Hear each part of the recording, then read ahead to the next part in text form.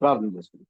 మహాపరిశుద్ధ మహోన్నతుడ జీవం కలిగిన దేవుడ, రమేష్ దగ్గర గృహంలో చేరినైనా ఇప్పటి వరకు కీర్తనల ద్వారా మీ యొక్క నామాన్ని మేము పరిచయం.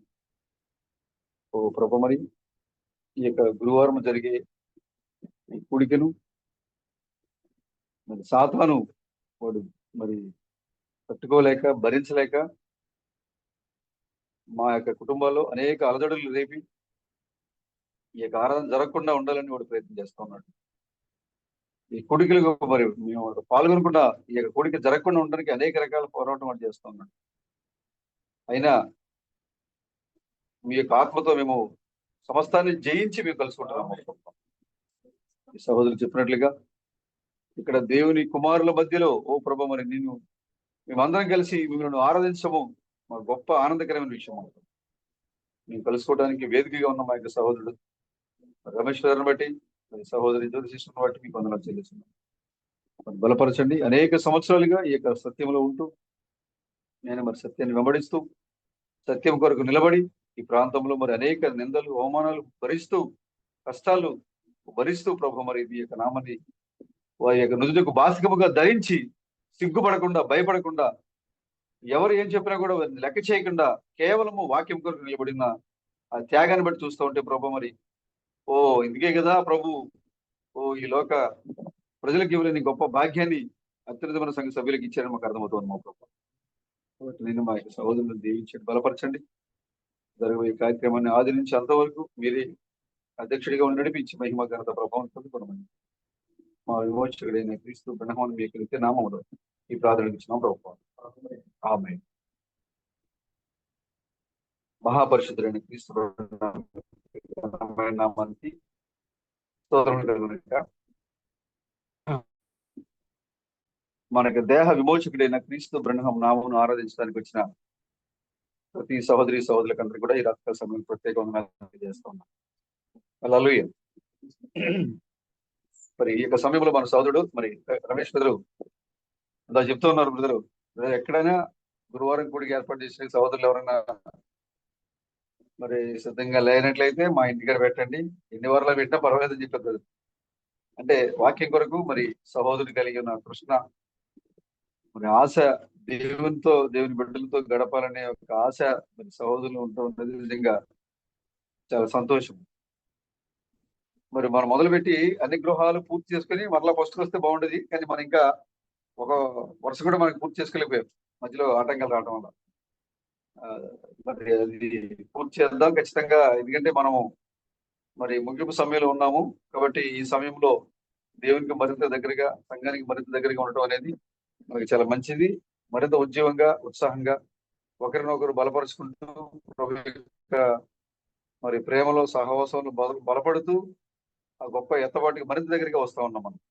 కాబట్టి ఈ కార్యక్రమాన్ని దేవుడే మరి మరింత ముందుకు నడిపించాలని నేను ప్రేమపూర్వకంగా కోరుకుంటూ ఉన్నాను. అదేవిధంగా మరి సోదరు రమేష్ గారు ఈ ప్రాంతంలో ఉంటూ నిజంగా చాలా కష్టాలు, చాలా నిందలు, అవమానాలు. మరి మనము మన ప్రాంతాల్లో ఉండటం వేరు. వ్యక్తిగతంగా అక్కడ నాకైతే ఈ సమస్య ఉండదు. మాకు అక్కడ చేసే ఉంది, సంఘాలు ఉన్నాయి. కానీ ఇంత కట్టుబాట్లు, మీరు మా సంఘంలో ఉండాలి, మాకు అది కట్టాలి, ఇది కట్టాలి, ఎలా ఉండాలి, లేకపోతే మీ ఇంటి శుభకార్యాలకు మేము రాము, లేకపోతే మీ ఇంటికి మేము అందరికీ రాము, బెదిరించాలు ఇవి మాకేం లేవు. కానీ మరి సహోదరుడికి ఇలాంటి బెదిరింపులు, మీరు మాతో ఉండకపోతే మీ ఇంటికి మేము రాము, మీ శుభకార్యాలు మేము పాల్గొంచాము, లేదా మీ ఇంట్లో మంచి చెట్లకి మేము రాము, ఇలా మరి భయపెట్టి వాక్యంలోంచి బయటకు లాగడానికి చాలా ప్రయత్నం చేశారు. కానీ సహోదరుడు దేనికి కూడా భయపడలేదు. చివరికి ఎంతగా నిలబడ్డారంటే తన యొక్క మరి లేక లేదా ప్రేమించే కుమారుడు మరి చిన్న వయసులోనే మరి కోల్పోయినా కూడా ఎంతో మరి ఇష్టంగా మరి పెంచుతున్న మరి ఒకే ఒక కుమారుడు చిన్న వయసులోనే మరి ఆ ప్రేమ అనేది తగ్గక మునిపే మరి నా కుమారుడు అనే యొక్క ఇష్టము మరి పెద్ద తర్వాత తండ్రికి కొడుక్కి కొంచెం ప్రేమ తగ్గుద్ది. చిన్నప్పుడు మరింత అటాచ్మెంట్స్ ఉంటాయి, బాగా సంబంధాలు ఉంటాయి. అలాంటి సంబంధాలు కలిగి ఉన్నప్పుడే మరి నా ఇంట్లో ఎంత సమస్య వచ్చింది ఏంటి, నేను మరి బ్రహ్మం నమ్మాను, నమ్మిన తర్వాతే నాకు ఈ పెద్ద సమస్య వచ్చింది. నా కుమారుడు, నా చేతులు, నాకు ఉన్న ఒకే ఏకైక కుమారుడు నా చేజారిపోయాడు.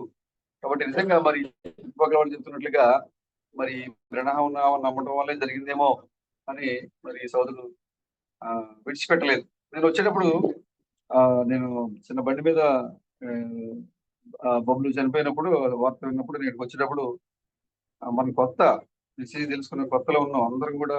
వాక్యం పరిపూర్ణంగా మనకు కూడా తెలియదు. ఆయన కూడా ప్రణవనామో నిత్యనామో తెలిసింది, నమ్ముతున్నాము, దాన్ని ఎలా చెప్పాలనేది ఇంకా మనకి ఇంకా సరైనటువంటి ఆ పునాదులు లేవు మనకి. మరి ఈ విషయం ఎప్పుడు తెలిసిందో నేను వచ్చినప్పుడు ఈ యొక్క 39 కిలోమీటర్లు కూడా ఎంతో వేదనతో, ఎంతో ఆ ఒత్తిడితో నేను ప్రయాణం చేసి వచ్చాను ఇక్కడికి.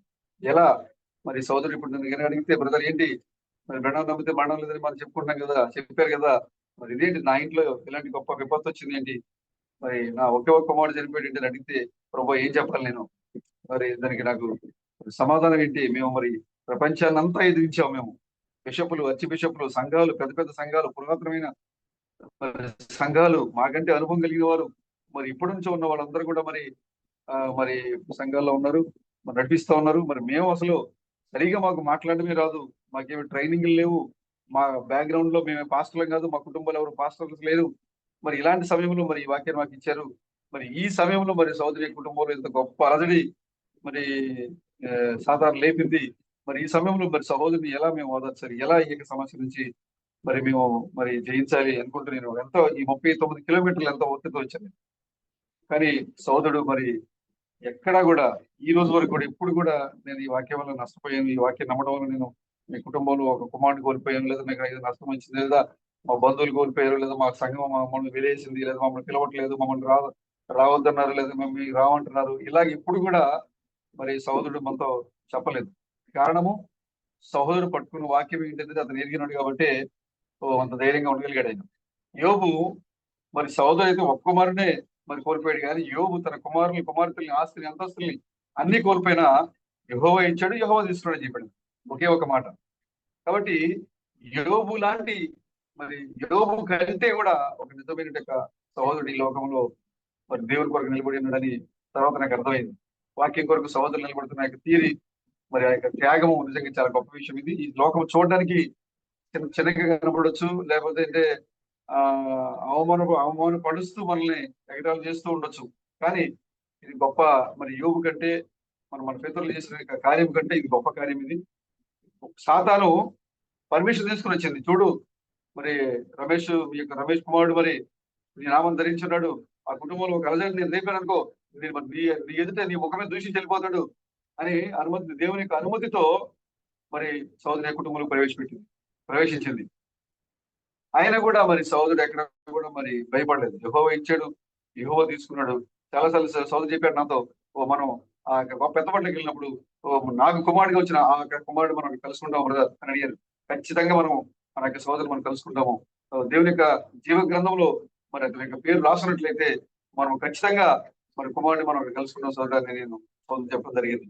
ఇలా మరి సోదరుడు అనేక సమస్యలు, అనేక ఒత్తిడులు, అనారోగ్య సమస్యలు, చుట్టుపక్కల ఒత్తిడిలు, ఇలా అన్నిటినీ కూడా మరి సోదరుడు మరి జయించి మరి మరి వాక్యం కొరకు ఈ ప్రాంతంలో నిలబడినట్టు తీరు చూస్తుంటే మరి మరి దేవుడు ఇలాంటి వారి కోసమే కదా తన యొక్క కల్వరిలో ప్రాణం పెట్టింది. ఇలాంటి వారి కోసమే కదా అమెరికా వీధుల్లో ఆయన నలగొట్టబడి హాస్పిటల్లో 6 రోజుల పాటు నరకయాతన అనుభవించి మరి ఆయన ఆ గాయాలతో ఆయన చనిపోయింది ఇలాంటి వారి కోసమే కదా అని నాకు అనిపిస్తోంది. అంతేకాకుండా సోదరుడు తెలుసుకోవడమే కాకుండా ఇక్కడ ఉన్న మరి మన సోదరుడు మరి హరీష్ బ్రదర్ అయితేనేమి, కిషోర్ బ్రదర్ అయితేనేమి, వాళ్ళ కుటుంబం అయితేనేమి, చందు బ్రదర్ అయితేనేమి, ఇక్కడ ఉన్న శ్రీకాంత్ బ్రదర్, ఇంకా మరొక చందు బ్రదర్, మరి వీళ్ళందరూ కూడా మరి వీళ్ళందరికీ కూడా మరి సోదరు వాక్యం చెప్పి మరి వాళ్ళందరూ కూడా మందిరాన్ని నడిపించారు.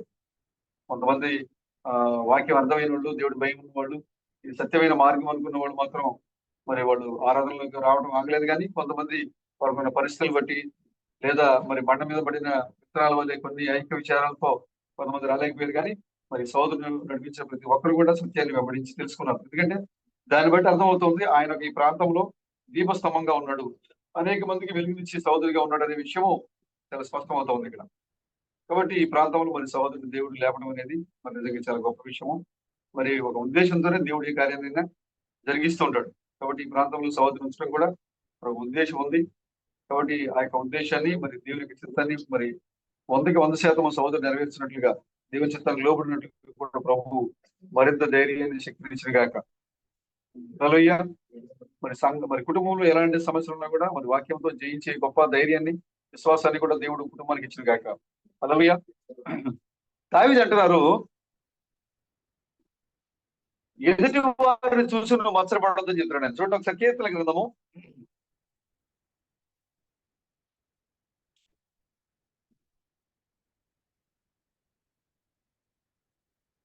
37వ కీర్తన 470 పేజ్ నెంబర్ 37వ దావీదు కీర్తన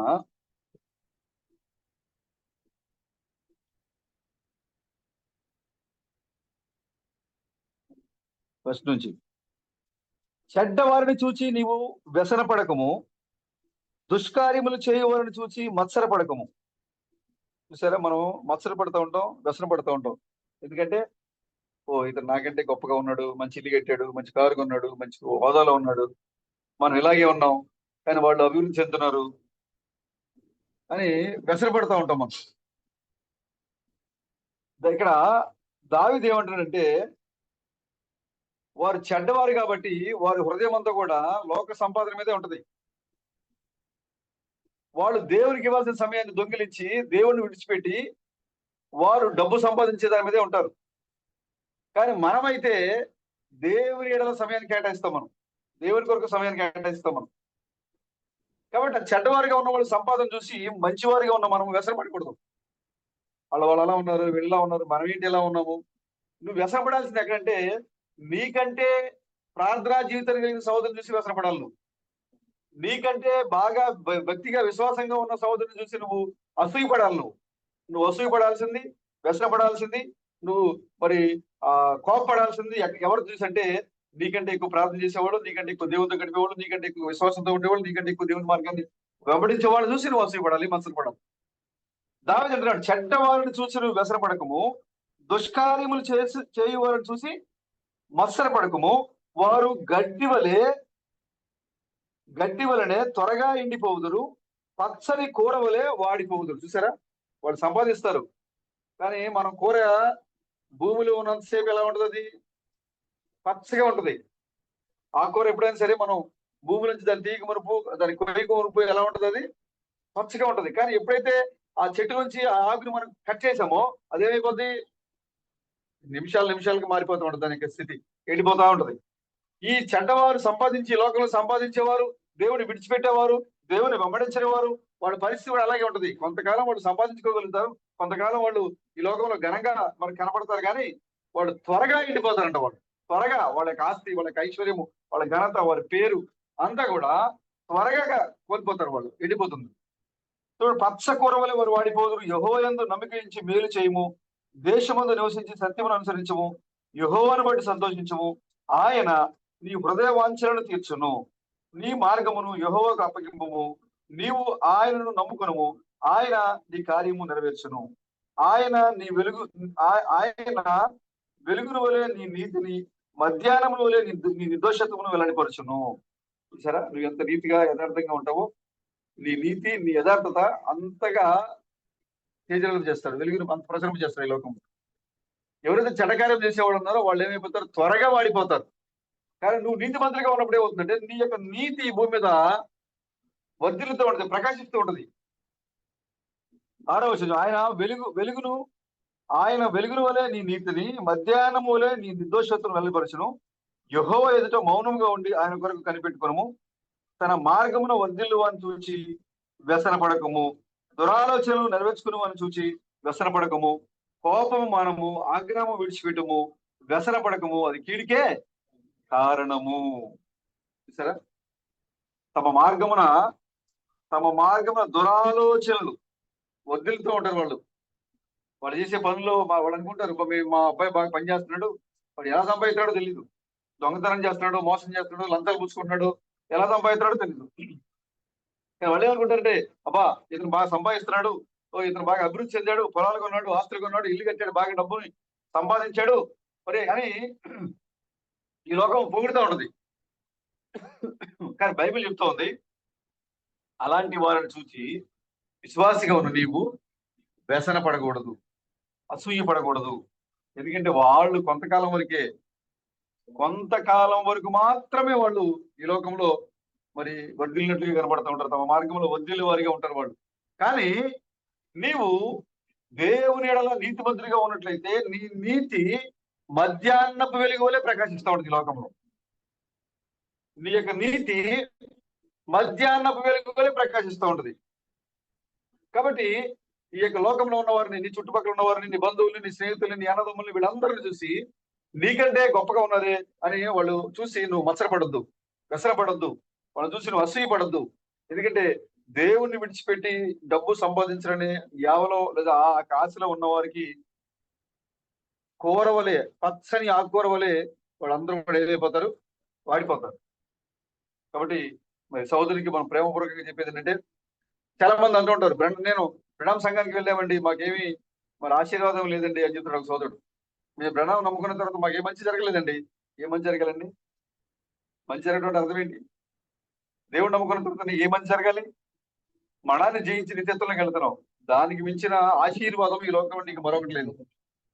నువ్వు డబ్బు సంపాదించినా, ఆస్తులు సంపాదించినా, నువ్వు పేరు సంపాదించినా అది నీకు కొంతకాలం వరకే. నీ యొక్క ఆయుష్ 70 సంవత్సరాలు లేదా అధికమైతే 80 సంవత్సరాలు. ఆ తర్వాత నువ్వు ఉండవు ఈ భూమి మీద. కానీ నువ్వు దేవుడిని వెంబడిస్తే తరతరాలు నువ్వు ఇక్కడే ఉంటావు. ఇంకా కీర్తనలు మీరు చదివితే ఇంకా ముందు దాంట్లో చదువుకుంటూ వెళితే నీతివంతులు భూమిని 29వ వచనం చూడండి. నీతివంతులు భూమిని స్వతంత్రించుకొందరు, వారు దానిలో నిత్యము నివసించెదరు. చూసారా? ఎవరైతే నీతిమంతులు ఉంటారో వారు మరణం లేని వారిగా ఉంటారు. వారు ఇక్కడ నీ చుట్టూ ఉన్న వాళ్ళు వ్యర్థమైన ఆలోచనలు చేసి, చెడ్డ పనులు చేసి ఎకరం 2 ఎకరాలు 10 ఎకరాలు 100 ఎకరాలు సంపాదించుకోవచ్చు. కానీ నీవు నీతిగా ఉండటం వల్ల నువ్వు ఎన్ని ఎకరాలు సంపాదిస్తున్నావు? చెడ్డవాడు అక్రమాలు చేసి 10, 20, 30, 100 లేదా 1000, 2000 సంపాదిస్తాడు ఎకరాలు, అవునా? కానీ నువ్వు నీతిగా ఉండటం వల్ల నువ్వెంత సంపాదిస్తున్నావు? భూమి మొత్తాన్ని నువ్వు సంపాదిస్తున్నావు. చెడ్డవాడు దోపిడీ చేసి లంచాలు తీసుకుని 10 ఎకరాలు 20 ఎకరాలు 100 ఎకరాలు సంపాదించాడు బ్రదర్. కానీ ఎవరైతే నీతిమంతులుగా ఉంటారో వారి యొక్క నీతిని బట్టి దేవుడు భూమిని వారికి సొంతంగా ఇచ్చేస్తున్నాడు. ఆయన మొత్తం భూభాగాన్ని మొత్తాన్ని నీకే ఇస్తున్నాడు. ఆయన అబ్రాహాంతో అన్నాడు, నీ కనుచూపు మేర నీదే తీసుకోవాలని ఆయన అబ్రాహాంని. కానీ ఇక్కడ నీకు హద్దులు లేవు. అబ్రాహాంకి అయితే హద్దులు ఉన్నాయి. అబ్రాహాంకి ఎంత దూరం కనబడితే అంత దూరం అబ్రాహాంది. కానీ ఇక్కడ నీకైతే హద్దులు లేవు. భూమిని స్వతంత్రం చేస్తున్నాడు ఆయన. సాత్వికులు ధనికులు వారి భూమిని స్వతంత్రించుకుందరు. ఇక్కడ 29లో నీతివంతులు భూమిని స్వతంత్రించుకుందరు, వారు దానిలో సంవత్సరం 2 సంవత్సరాల నిత్యము. ఇక చెడ్డవారు చెడ్డ సంపాదనతో సంవత్సరం 2 సంవత్సరాలు 10 సంవత్సరాలు 100 సంవత్సరాల వరకు మాత్రమే వాళ్ళు ఆ సంపాదన అనుభవించగలుగుతారు.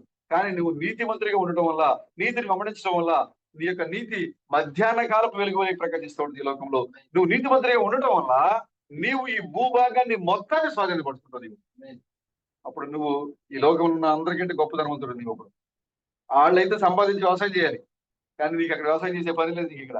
ఎందుకంటే నీవు అప్పుడు మరొక డైమెన్షన్ లో ఉంటావు. నీవు అప్పుడు ఆమె ఈ యొక్క భూమి మీద అధికారం కలిగి ఉంటావు నీవు. కాబట్టి మన చుట్టూ ఉన్న వారిని చూసి మత్సరపడొద్దు, అసూయపడొద్దు, కలహపడొద్దు. అయ్యో ఇదేంటి మేము ఎలాగే ఉన్నాం, వాళ్ళు ఏంటి ఎదిగిపోతున్నారు, వాళ్ళు సంపాదించుకుంటున్నారు, వాళ్ళకి ఉద్యోగాలు వస్తున్నాయి, వాళ్ళ డబ్బులు వస్తున్నాయి, వాళ్ళకి కార్లు వస్తున్నాయి, వాళ్ళకి బండ్లు వస్తున్నాయి, వాళ్ళు త్వరగా వాడిపోతారు. నీతిమంతుడిగా ఉన్న నీవు నిత్యము నిలిచినట్టు. కాబట్టి ఈ యొక్క ప్రాంతంలో సోదరుడు నీతివంతులు ఖర్జూర మొక్క వలె మోవేదులు బైబిల్ చెప్తోంది. వాళ్ళు ఆ ఖర్జూర మొక్క ఏం చేస్తూ ఉంటుందంట, నీటి వాటర్ నాటబడి అది ఏం చేస్తుంటది, ఎప్పటికప్పుడు దానికి నీళ్ళు తక్కువ ఉండవు కదా, ఎప్పుడు దాని మొదలు నీరు పారుతూ ఉంటది. కాబట్టి అది ఏం చేస్తూ ఉంటది, ఆ మొగ్గులు వేస్తూ వెళ్తూ ఉంటది, చిరస్థాయిగా నిలిచిపోతూ ఉంటది. అలాగే నీవు కూడా వాక్యం అనే ప్రవాహం దగ్గర నాటబడినప్పుడు, వాక్యం అనే కాలువ దగ్గర నువ్వు నాటబడినప్పుడు నిత్యము నువ్వు ఒక వాక్యమును కడుస్తూ ఉంటావు. కాబట్టి నువ్వు ఆ వాక్యముని నువ్వు తీసుకుంటూ ఉంటావు. కాబట్టి ఆ ఖర్జూర మొక్క వల్ల నువ్వు కూడా మొగ్గలు వేస్తూ వేస్తూ వేస్తూ నువ్వు కూడా ఎదుగుతూ ఉంటావు. ఎల్లప్పుడూ నువ్వు జీవాన్ని కలిగి ఉంటావు నువ్వు దేవునికి సన్నిధిలో. కాబట్టి మన చుట్టూ ఉన్న వారిని చూసి మీరు మత్సరపడదు. ఇదేంటి అలా నాకంటే మంచి ఉద్యోగం సంపాదించాడు, నాకంటే మంచి ఇల్లు కట్టాడు, నాకంటే మంచి కారు కొన్నాడు, నాకంటే ఎక్కువ డబ్బులు సంపాదించాడు, నాకంటే ఎక్కువ భూములు సంపాదించాడు అని వారిని చూసి వాక్యములో ఉన్న నీవు, నీతిమంతులుగా ఉన్న నీవు మత్సరపడద్దు, కలహపడద్దు, అసూయపడద్దు. ఎందుకంటే వారి యొక్క ఆలోచన విధానం వేరు, నీ యొక్క ఆలోచన విధానం వేరు. కాబట్టి ప్రియమైన సోదరుడు మరి ఆ యొక్క వాక్యాన్ని నమ్మి మరి తనకంటే మరి అనేక మంది మరి ఈ యొక్క వృత్తిలో గొప్ప గొప్ప స్థానంలోకి వెళ్ళి వాడు గొప్పగా సంపాదించుకున్న తన చిన్న ఇంటిని బాగు చేసుకోవడానికి ఆయన అనేక కష్టాలు పడుతున్నాడు. మరి ఇది ఒక్కటి చాలు మరి మరి సహోదరుడు దేవుని యొక్క విశ్వాసంలో వాక్యంలో బలపడుతున్నాడు, నడిపించబడుతున్నాడని మనం చెప్పడానికి. కాబట్టి ఇంకా ముందు కూడా ఎత్తబడే వరకు ప్రభు యొక్క స్వరం వినబడి, ఇదిగో ఇక్కడికి ఎక్కి రమ్ము అని ప్రభు యొక్క స్వరం వినబడే వరకు కూడా మరి ఆయన నీతిమంతుని వలె, మరి భూమిని స్వతంత్రించుకునే నీతిమంతుని వలె, మధ్యాహ్న కాలపు వెలుగు వలె మరి సహోదరుడు నీతితో ఈ లోకంలో మరి జీవించాలని, అదేవిధంగా సహోదరి మరి జ్యోతి కూడా మరి తగిన భార్యగా దేవుడు ముందుగా నిర్ణయిస్తాడు. ఎవరికి జతపరచాలనేది మనం అనుకుంటాం. నేను వెతికి వెతికి తెచ్చుకున్నా అని మనం అనుకుంటాం. నా భార్య నేను వెతికి తెచ్చుకున్నా, నా భర్త నేను వెతికి తెచ్చుకున్నా, లేదా నా భార్య అందంగా ఉందని తెచ్చుకున్నా, నా భర్త అందంగా ఉండడం నేను తెచ్చుకున్నా అని మనం అనుకుంటాం. లేదు, నీకు సాటి అయిన సహాయము నీకు ముందుగానే నిర్ణయించబడింది. కాబట్టి మరి సహోదరుడికి కూడా మరి తన యొక్క భార్య మరి జ్యోతి మరి అనేక విషయాల్లో మరి తోడుగా ఉంటూ మరి ఆరాధనకు వచ్చే విషయాల్లో మరి అదేవిధంగా అనేక సమస్యలు వచ్చినా కూడా ఎక్కడ కూడా మరి తను కూడా కృంగిపోకుండా విశ్వాసంలో బలపడుతూ ఈ ప్రాంతంలో చాలా లేడీస్ దగ్గరికి వెళ్ళి కూర్చుంటే తెలిసింది మనకి, అవునా? ఎక్కువ నెట్ అక్కడే ట్రాన్స్ఫర్ అవుతూ ఉంటది, అటు ఇటు ఇటు అక్కడ ఇక్కడ. ఎందుకంటే వాళ్ళు చెప్పుకునే మాటలు అలాగే జరుగుతుంటాయి. అలాంటి విషయాల్లో కూడా మరి ఎక్కడ కూడా మరి సిస్టర్ మరి మరి బలహీన పడకుండా వాడు చెప్తున్నా కూడా మరి భయము, హృదయంలో కొంత భయంతో మరి ఇది సత్యమైన వాక్యం అని మరి తన యొక్క భర్తకి, తన కుమార్తెకి మరి తోడుగా ఉంటూ, సహకారిగా ఉంటూ, విశ్వాసం నడిపించబడుతూ మరి బిడ్డలు కూడా మరి వాక్యంలో నడిపిస్తున్నారు. మరి కుమార్తెలు కూడా మరి ఆకాంక్ష కూడా మరి నిజంగా గొప్పగా నడిపించబడుతూ సత్యంలో నడవడం నిజంగా చాలా గొప్ప విషయము. మరి అమ్మ కూడా మరి ఇంకా లోతైన విషయాలు గ్రహించాలి. మరి ఆమె తెలుసుకోవాలంటే మరి కుటుంబంలో ఉన్న మిగిలిన ఎవరైతే వాక్యం తెలుసుకున్నారో వారి యొక్క జీవితం ఇంకా పత్రికలాగా మారాలి. కాబట్టి మరి ఈ ప్రాంతంలో మరి సహోదరుల కుటుంబం నీతిమంతుల వలె, మొగ్గ వేసే చిగురు వేసే ఖర్జూర మొక్క వలె ఉండాలని, వారి యొక్క నీతి మధ్యాహ్నపు వెలుగు వలె ఉండాలని, మరి చుట్టుపక్కల చూసి మత్సరపడే వారిగా కాకుండా, అసూయపడే వారిగా కాకుండా, కలహపడే వారిగా కాకుండా, దేవుడు మాకు 10 ఎకరాలు సంపాదించారు వాళ్ళకంటే మాకు గొప్ప వాక్యాన్ని ఇచ్చాడు, ఆయన ఇవి ఆస్తులు సంపాదించారు వాళ్ళకంటే గొప్ప వాక్యాన్ని ఇచ్చారు మాకని దాంతో సమానం చేసుకుని బేరేజ్ చేసుకునే కుటుంబంగా వీరి విశ్వాసాలు మరింతగా బలపడాలని నేను కోరుకుంటున్నాను. దేవుడు ఆ విధంగా వారు నడిపించరు కాక. హల్లెలూయా. పరిశుద్ధ గ్రంథం నుంచి మనం చిన్న మాట చూద్దాం. ఒక 2 చాట్ల నుంచి మనం పరిశుద్ధ గ్రంథాన్ని మనం చదువుకుందాం. 770 పేజీ, హోషేయ 12:3. తల్లి గర్భమందు యాకోబు తన సహోదరుని బడిమని పట్టుకునేను, మగసిరి గలవాడై అతడు దేవునితో పోరాడెను. అతడు దోతతో పోరాడి జయముందెను. అతడు కన్నీరు విడిచి అతడు బతిమాలను. బేతేలులో ఆయన అతనికి ప్రత్యక్షమాయను. అక్కడ ఆయన మనతో మాట్లాడెను. యెహోవా అని సైన్యములకు అధిపత్యగు యెహోవా అని ఆయనకు జ్ఞాపకార్థ నామము. కాబట్టి నీవు నీ దేవుని తట్టు తిరగవలను, కనికరమును న్యాయమును అనుసరించుచు ఎడతెగక నీ దేవుని యందు నమ్మిక ఉంచుము. ఆమేన్. అపోస్తలుల కార్యములు 26వ అధ్యాయము, పేజీ నెంబర్ 129, 26వ అధ్యాయము 13 నుంచి. రాజా మధ్యాహ్నమందు నా చుట్టూను నాతో కూడా వచ్చిన వారి చుట్టూను ఆకాశము నుండి సూర్య తేజస్సు కంటే మిక్కిలి ప్రకాశమానమైన ఒక వెలుగు త్రోవలో ప్రకాశించుట చూచితిని. మేమందరమును నేల పడినప్పుడు, సౌలా సౌలా నన్నెందుకు హింసించున్నావు? మునికొరలకు ఎదురుతన్నుట నీకు కష్టమని హెబ్రీ భాషలో ఒక స్వరము నాతో పలుకుట వింటిని.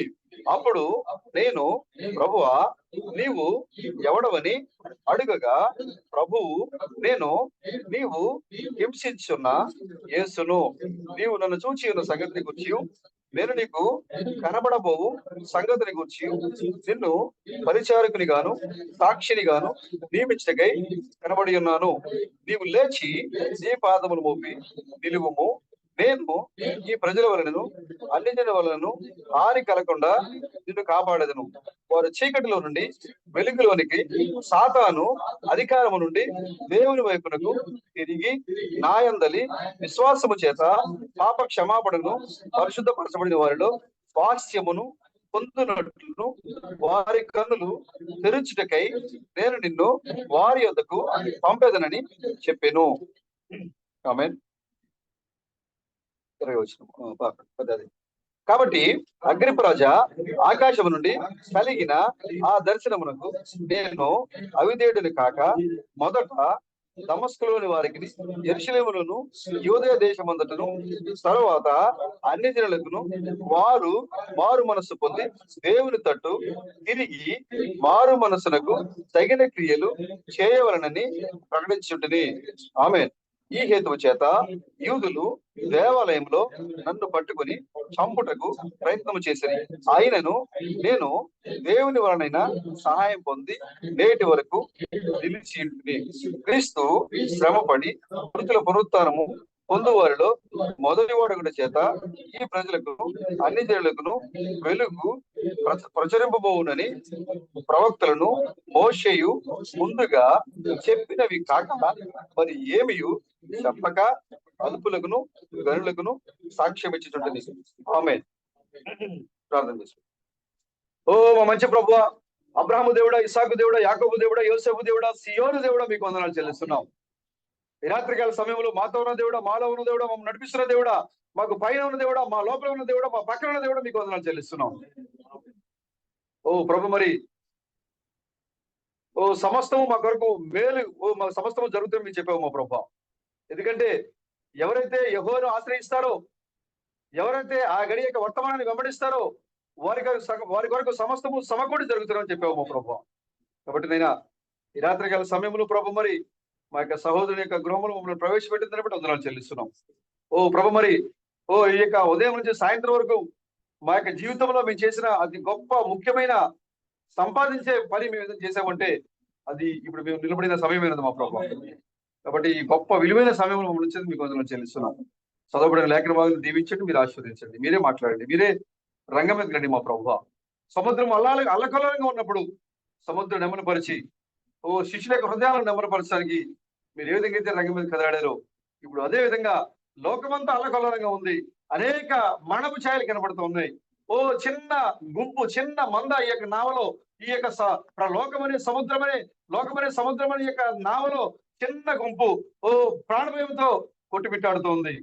ఇలాంటి సమయంలో ప్రభు, మీరు రంగం మీద రమ్మని మేము పిలుస్తూ ఉన్నాం మా ప్రభు.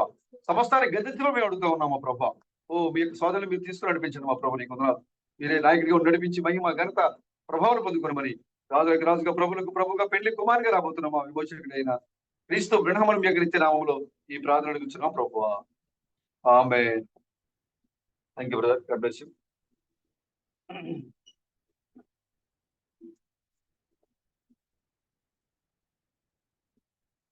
మన దేవుడైన మహాపరిశుద్ధుడైన క్రీస్తు బ్రహ్మణం నామం పేరట మరి ఒకసారి మీ అందరికీ శుభాభివందనాలు.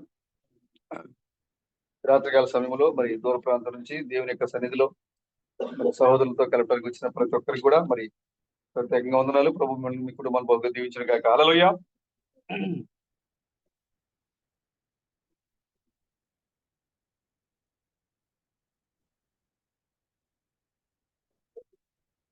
చదవబడిన లేఖన భాగం నుంచి చిన్న అంశముగా, క్రైస్తవులారా మీరు క్రీస్తు బ్రహ్మణం తట్టు తిరుగుడి. క్రైస్తవులారా మీరు క్రీస్తు బ్రహ్మణం తట్టు తిరుగుడి. హల్లెలూయా. ఇక్కడ హోషేయ అంటున్నాడు,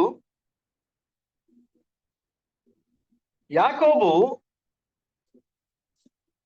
తన అన్నను మోసం చేశాడు, తండ్రిని మోసం చేశాడు, కుటుంబాన్ని విడిచి బయటికి పారిపోయాడు. యాకోబు జాషత్వం కోసము తల్లి యొక్క గర్భంలో ఉండగా అన్న యొక్క మడిమను పట్టుకుని లాగాడు. నేను ముందు బయటికి వెళ్ళాలి తల్లి గర్భం నుంచి అని. అక్కడ తల్లి యొక్క గర్భంలో జ్యేష్ఠత్వం కోసం పోరాడాడు. అదేవిధంగా నిజమైన జ్యేష్ఠత్వం కోసము దోదుతో పోరాడాడు అక్కడ. అవునా? ఈ యొక్క యాకోబు తండ్రి ఇంటి నుంచి భయపడి ఆశీర్వాదం పొందుకున్న తర్వాత భయపడి యాకోబు తన యొక్క మామ యొద్దకు పారిపోయాడు. తన యొక్క తల్లి సూచన మేరకు అక్కడ డబ్బులను లేదా ఆస్తిని, మందలను, భార్యలను, పిల్లలను సంపాదించుకొని ఇప్పుడు మరలా యాకోబు ఏం చేశాడంటే, దేవుడు చెప్పాడు యాకోబుతో, దేవుడు అంటున్నాడు, యాకోబు ఇక చాలు, నీవు నీ యొక్క వాగ్దాన దేశాన్ని విడిచిపెట్టి బయట ఉన్న చాలు. నువ్వు ఇప్పటిదాకా ఎక్కడ ఉండాలి? వాగ్దాన దేశంలో ఉండాలి.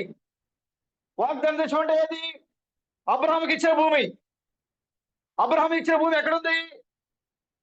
ఇస్సాకు దగ్గర ఉంది. కానీ యాకోబు ఎక్కడున్నాడు? లాబాను ఇంట్లో ఉన్నాడు. దేవుడు అంటున్నాడు, యాకోబు ఇక చాలు, నువ్వు ఇప్పటిదాకా ఈ ప్రాంతంలో తిరిగింది చాలు, నువ్వు గొర్రెలు, మేకల మందని సంపాదించుకుంది చాలు, ఇక నీకు కలిగిందని తీసుకుని నీవు నీ ఇంటికి బయలుదేరు. హల్లెలూయా. ఈ యొక్క క్రైస్తవ లోకానికి మనం చెప్తూ ఉన్నాం, క్రైస్తవ లోకమా, ఓ యేసు క్రీస్తుని నువ్వు ఆరాధిస్తున్నావు చెప్తున్నావు, కానీ ఆ యేసు క్రీస్తు, నువ్వు ఆ యేసు క్రీస్తు గృహంలో నువ్వు లేవు, ఆ వాగ్దాన వాక్యంలో నువ్వు లేవు. నువ్వు ఎక్కడున్నావు అంటే విడిది గృహంలో ఉన్నావు. నీవు యేసు క్రీస్తు ఇప్పుడు తిరిగి మరలా ఆయన వాగ్దాన భూమిలో ఉన్నాడు. ఆయన ఓ క్రైస్తవ ప్రపంచమా, నీవు తిరిగి మరలా నీ వాగ్దాన భూమికి రావాలి. ఆ వాగ్దాన భూమిలో ఎవరున్నారంటే క్రీస్తు బృణం, యేసు క్రీస్తు, క్రీస్తు బృణం అనే మారు పేర్లో ఉన్నాడు ఆయన. కాబట్టి ఆ సంఘాల్లో ఉండి నువ్వు ఏ సంఘంలో ఉన్నావో మాకు అనవసరం, నువ్వు ఏ స్థితిలో ఉన్నావో మాకు అనవసరము, కానీ నువ్వు నిజంగా అబ్రహాము కుమారుడు అయితే నువ్వు తిరిగి మరలా నీ తండ్రి ఇంటికి రా. దేవుడు పిలిచాడు యాకోబుని, అబ్రహాం, యాకోబు లేచిరా, ఇక చాలా లేచిరా. ఓ సహోదరుడా, సహోదరి, ఓ విడిది గృహాల్లో ఉన్న క్రైస్తవ విడిది గృహాల్లో ఉన్న సహోదరుడా, సహోదరి, నువ్వు ఇప్పటి వరకు అక్కడ నుండి సంపాదించాలు, తిరిగి నువ్వు నీ ఇంటికి వచ్చాయి. ఎందుకంటే దేవుడు వాగ్దానం చేసిన అబ్రహాం యొక్క ఇల్లు వేరే చోట ఉంది. సిఐస్లో, పెద్దకొస్లో, బ్యాప్టిస్టులో లేదు. అది ఎక్కడుంది? అబ్రహాం ఇంటిలో ఉంది వాగ్దానము. అబ్రహాం ఎక్కడైతే అక్కడ వాగ్దానం ఉంది. కాబట్టి నువ్వు ఏ సంఘంలో ఉన్నావో ఆ సంఘాన్ని విడిచిపెట్టి, ఏ స్థితిలో ఉన్నావో ఆ స్థితిని విడిచిపెట్టి నీవు తిరిగి నీ యొక్క తండ్రి అబ్రహాం ఇంటికి రా. ఈ క్రైస్తవ ప్రపంచానికి మనం చెప్తున్నాము, క్రైస్తవులారా, క్రీస్తు బృణమును మీరు వెంబడించండి, క్రీస్తు బృణం తోటి మీరు తిరగండి. ఎందుకంటే క్రీస్తు బృణం అనగా అబ్రహాం ఇల్లే ఉన్నది. హల్లెలూయా. ఆ యొక్క అబ్రహాము, బ్రహ్మాము, దేవుడు తన పేర్ల సగభాగాన్ని ముందుగానే తన యొక్క కుమారుడైన అబ్రహాంకి ఇచ్చాడు ఆయన. ఇప్పుడు అది నిజమైన వాగ్దాన భూమి అయినది. ఇప్పుడు నువ్వు ఏ సంఘంలో ఉన్నావో, ఏ స్థితిలో ఉన్నావో వాటన్నిటిని విడిచిపెట్టి నీ నిజమైన తండ్రి అయినటువంటి క్రీస్తు బృణం యొక్క ఇంటికి నువ్వు రా. యాకోబు అనుకోవచ్చు, నాకు బాగా తారలు మొసలు గల ఆస్తి, పశువులు గల ఆస్తి నాకు బాగా విస్తారంగా వచ్చింది, నాకు 4 ఉన్నారు, 2 భార్యలు, 2 ఉపపత్తులు ఉన్నారు, నాకు ఇప్పటికీ 11 మంది కుమారులు ఉన్నారు, ఇక నాకేం లోటు, నాకేం కొరత అని యాకోబు అనుకోవచ్చు. కానీ యాకోబు తన తండ్రి ఇంటికి రాకుండా, తన వాగ్దాన భూమికి రాకుండా యాకోబు ఆశీర్వాదం పొందలేడు. అందుకోసం దేవుడు చెప్తున్నాడు యాకోబుని పిలిచి, యాకోబు నువ్వు లేచిరా. ఎప్పుడైతే యాకోబు తిరిగి తండ్రి ఇంటి విడిచిపెట్టి వెళ్ళిపోయిన యాకోబు మరలా తిరిగి వచ్చేటప్పుడు ఆ బేతెల్లో నిలబడి, ఏదైతే వెళ్ళేటప్పుడు ఆ బేతెల్ దగ్గర నిలబడి ఆ రాయిని అభిషేకించి వెళ్ళాడో, ఇప్పుడు మరలా తిరిగి వచ్చి ఆ బేతెల్ దగ్గర నిలబడి ఆ దేవుని అడుగుతున్నాడు, కన్నీరుగా చెడుతున్నాడు, ప్రభువా ఈ యొక్క మరి పరిస్థితుల్లో నేను ఏం చేయాలి? తిరిగి వస్తా ఉన్నాడు. ఏమొచ్చింది దానికి? సమస్య. తండ్రి ఇంటికి రావాలంటే ఏమంటారు బ్రదర్? పూల పాన్పు లేదు నీకు అక్కడ. సరైన వాక్యంలోకి రావాలంటే నీకు పూల పాన్పు లేదు అక్కడ. ఈ క్రైస్తవ బోధకులు, క్రైస్తవ పాస్టర్లు మోసం చేస్తున్నట్లుగా బైబిల్ నమ్ముతున్నప్పుడు, క్రీస్తు నమ్ముతున్నప్పుడు సద్భక్తితో బ్రతుకు దూషించేవారు ఏమవుతారట? హింసపాలవుతారు. ఇప్పుడు యాకోబు తన తప్పు తెలుసుకున్నాడు, తన తండ్రి ఇంటికి రావాలనుకున్నాడు, తను సంపాదించినాక ఆ పశువుల్ని, మందల్ని, భార్యల్ని, బిడ్డల్ని అందరూ తీసుకుని బయలుదేరి వస్తా ఉంటే యాకోబుకి పూల పాన్పు తీసుకెళ్ళడా వేసావు? ఎలా ఉంది బ్రదర్? సీను బ్రదర్, మరి మరి సత్యాన్ని నమ్మితే నీకు ఎలా ఉండదు ఆశీర్వాదం? ఈ లోక సంబంధమైన ఆశీర్వాదం నీకు కావాలంటే దేవుడు నీకు ఉండకూడదు. నీ దగ్గర దేవుడు ఉండకూడదు. దేవుడు నీతో ఉండాలి అంటే ఈ లోక సంబంధమైన ఆశీర్వాదం నీతో ఉండదు. అందుకోసం అని చెప్పి నేను సమాధానం పెట్ట రాలేదు, విరోధం పెట్ట వచ్చింది, అగ్ని రాజే వచ్చింది నేను ఒకరికి ఒకరి మధ్యలో. ఎవరైతే సత్యాన్ని వెంబడిస్తారో, ఆ గడి యొక్క వాక్యాన్ని వెంబడిస్తారో వారిలో అగ్ని రాస్తూ ఉంటుంది. భర్త ఒక విశ్వాసంలో ఉంటాడు, భార్య ఒక విశ్వాసంలో ఉంటుంది. జకయ్య ఇంటిలో ఏ విధంగా అయితే అగ్ని రాజేశాడు దేవుడు, అలాగే ప్రతి ఇంటిలో కూడా అగ్ని రాజేస్తూ ఉంటాడు. ఆ పొట్టి జకయ్య ఇంటిలో ఏం జరిగింది? అక్కడ అగ్ని రాజేశాడు భార్య భర్తల మధ్యలో. భర్త ఒక నమ్మకము, భార్య ఒక నమ్మకము. భర్త ఏమో ఇదిగో మన పురాతన చర్చిది, ఇది మన పురాతనమైన సంఘము, ఇది మన పెద్దలు కట్టిన సంఘము, ఇది విడిచిపెట్టి నువ్వు ఇంకో సంఘానికి వెళ్తావా అని ఎవరంటున్నాడు? భార్య అంటున్నాడు జక్కయ్య. ఇది ఎప్పుడు మన పెద్దోడైన సొలొమోను 1000 సంవత్సరాలుగా, 4000 సంవత్సరాలుగా, 2000 సంవత్సరాలుగా ఈ మందిరాన్ని నిర్మించాడు కదా, నువ్వు ఈ మందిరాన్ని విడిచిపెట్టి వెళ్ళిపోతావా? ఇది ఎప్పుడు నుంచి కట్టింది కదా, ఈ మందిరంలో దేవుడు అక్కడ ఉన్నాడా? రిబ్కా అంటుంది, ఏడు మీ దేవుడు, ఏది మీ మందిరము? మా మందిరం ఇదిగో, యేసు అనే మానవుడే మా మందిరము. ఓ పిచ్చి రిబ్కా, ఇదిగో మా మందిరం చూడు ఎంత గొప్ప కట్టడము. ఓ మా మందిరానికి ఏదో సులభం కట్టినప్పుడు లోపల బంగారం బయట బంగారము, ఆ యొక్క నమూనా చూడు ఎంత బంగారంగా ఎంత అందంగా కనపడుతుంది ఆ యొక్క కట్టడము. మీకు మందిరమే లేదు ఆరాధన చేయడానికి. వాళ్ళకి రాళ్లతో కట్టబడి మందిరాలు ఉన్నాయి, మనకైతే రక్త మాంసాలతో మందిరం ఉంది మనకి. హల్లెలూయా. ఇక్కడ ఇద్దరికి, భార్య భర్తల మధ్యలో ఇద్దరికి గొడవ. ఎందుకంటే యేసు క్రీస్తుని నిజంగా వెంబడించే వారి ఇంటిలో అగ్ని రగులుకుంటూ ఉంటది. అక్కడ భర్త భార్య, లేకపోతే కుమారుడు తండ్రి, లేకపోతే తల్లి, లేదా బంధువులు చుట్టాల బంధువులు, వీళ్ళలో. ఎందుకంటే మన యొక్క విశ్వాసం ఈ లోకానికి వేరుగా ఉంటుంది. జక్కయ్య అంటున్నాడు, నువ్వు నమ్మేదంతా అబద్ధమే. ఒకవేళ ఈ వాక్యం నిజమైంటే మన గొప్ప పాస్టర్ గారు బిషప్ ఉన్నాడు కదా, మరి ఆయన తెలియాలిగా ముందు.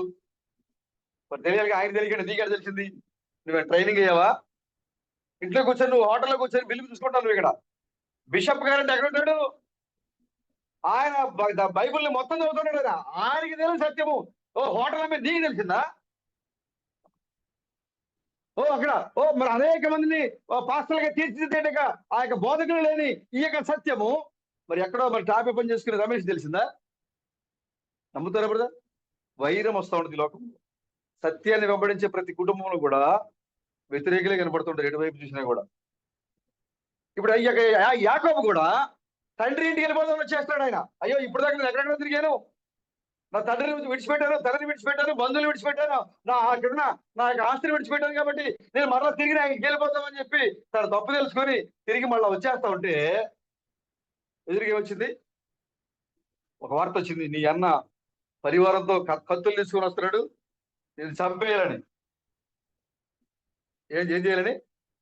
తప్పు తెలుసుకొని ఇంటికి వస్తుంటే చంపేయడం. ప్రతి యొక్క విశ్వాస యొక్క జీవితంలో సరైన మార్గంలో నడుస్తూ ఉంటే సాతాను నీ జీవితంలో అనేక ఉపద్రవాలు నడిపిస్తూ ఉంటది, ఎదురు తీసుకొస్తూ ఉంటది. అయితే నీవు నడిచే త్రోవ, విలాప వాక్యం చూడండి ఒకసారి. విలాప వాక్యములు 3వ అధ్యాయము 40వ వచనము.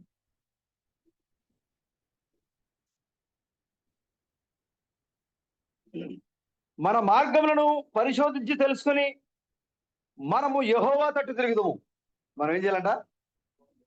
మనం ఏం చేయాలి? మన మార్గములను పరిశోధించి చూడాలి. నేను ఏ మార్గంలో వెళ్తా ఉన్నాను, నువ్వు ఏ సంఘంలో ఉన్నావు అనేది ముఖ్యం కాదు, నీ యొక్క పాస్టర్ ఎవరైనా నీకు ముఖ్యం కాదు, నువ్వు ఏ సంస్థలో ఉన్నావో అది నీకు ముఖ్యం కాదు. నీవు నడిచే మార్గము ఎలాంటిది అని పరిశోధించి నువ్వు తెలుసుకోవాలి. ఇక్కడ అపోస్తలుడైన పౌలు అనుకుంటున్నాడు, నేను ధర్మశాస్త్ర నిష్ఠాగరిష్ఠుడిని, ధర్మశాస్త్రాన్ని తూచా తప్పకుండా నమ్మేవాడిని, నేను యెహోవా భక్తుడిని. కానీ ఎవరైతే పేతురు, యోహాను, యాకోబు యొక్క 12 మంది శిష్యులు ఉన్నారో వీళ్ళు అబద్ధికులు. మా దేవుడు యెహోవా అయితే ఈ శిష్యులు ఏమని చెప్తున్నారు? యేసు దేవుడు అని చెప్తున్నారు. కాబట్టి వీళ్ళ మార్గము తప్పుడు మార్గం. మేము ఎంత మటుకు కూడా ఈ యొక్క అపోస్తలులు ప్రకటించే ఈ యొక్క 12 మంది శిష్యులు ప్రకటించే ఈ మార్గంలో మేము నడవము అని ఎక్కడైతే యేసు నామములో ప్రార్థన చేస్తున్నారో, కొత్త నామములో ప్రార్థన జరుగుతుందో, యెహోవా కాకుండా యేసును ఆరాధించే ప్రజలు ఉన్నారో ఆ ప్రాంతానికి వెళ్ళి పౌలు చంపడం మొదలుపెట్టాడు, శిక్షించడం మొదలుపెట్టాడు.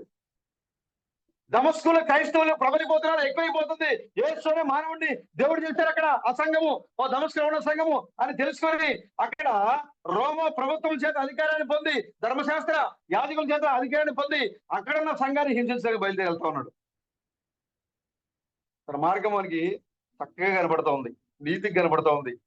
పౌలు గారికి వెళతా ఉంటే, దమస్కు మార్గంలో వెళతా ఉంటే అకస్మాత్తుగా మధ్యాహ్న కాలం ముందు అకస్మాత్తుగా ఎలాంటి వెలుగు వచ్చిందట?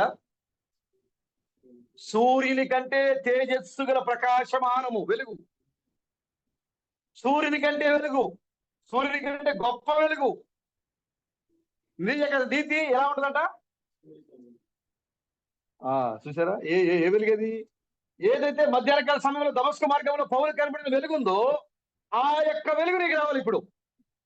ఇప్పుడు పౌలు మార్గము ధర్మశాస్త్రాన్ని పాటించే మార్గంలో ఆ యొక్క వెలుగు లేదు.